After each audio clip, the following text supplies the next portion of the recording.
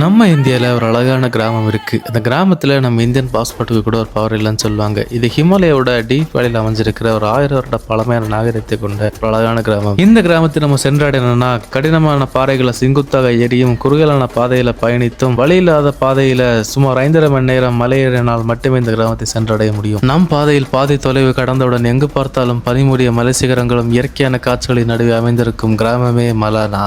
மலானா ஒரு ancient village Himachal பிரதேசில் Parvati வேலி பக்கத்துல இருக்கு. இது வேர்ல்டுல ஒரு ஓல்டஸ்ட் டெமோக்ரஸி வில்லேஜ்னு சொல்றாங்க. இங்க இன்னுமே செல்ஃப் ரூல் சிஸ்டம் தான் போயிட்டு இருக்கு, அதான் சுயேட்சை தான் போயிட்டு இருக்கு. இங்க மக்களோட மெயின் கார்டு யாருன்னா ஜம்லு தேவ்தா. அவர் தான் இங்க உள்ள லாஸ்ல டிசைட் பண்றத மக்கள் இன்னுமே நம்புறாங்க. ஒரு சில ஹிமாச்சல் மக்கள் என்ன சொல்றாங்கன்னா, மலானா மக்கள் அலெக்சாண்டர் த கிரேட்டோட சோல்ஜர் சைன்ல வந்தாங்கனோ, அதனாலதான் அவங்க கல்ச்சரல் லுக்கு கொஞ்சம் வித்தியாசம் இருக்குன்னு சொல்றாங்க.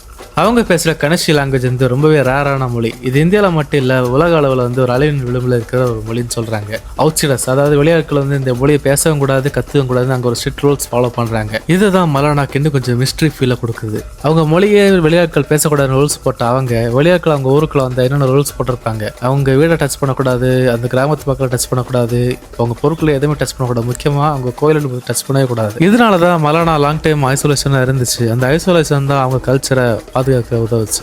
மலானா உலக அளவில் ஃபேமஸ் ஆனது முக்கியமான காரணமே மலானா கிரேப், ஹை குவாலிட்டி போதைப் பொருள். இந்த போதைப் பொருளால மலானா உலக அளவில் ரீச் ஆச்சு. இதனால நிறைய மக்கள் மலானாக்கு வர ஆரம்பிச்சாங்க. ஒரு சைடில் எக்கனாமிக் சப்போர்ட் ஆச்சுன்னா அவங்க அலோவ் பண்ணாங்க. ஆனால் இன்னொரு சைடில் லீகல் ப்ராப்ளம் வந்துச்சு.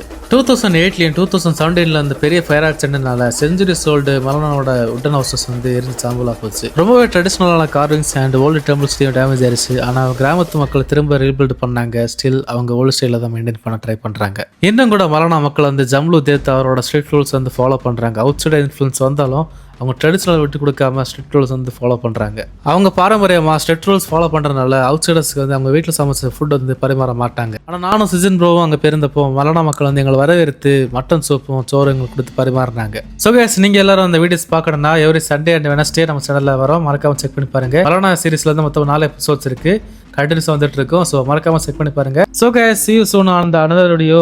I'm signing off from Terrain Tracker.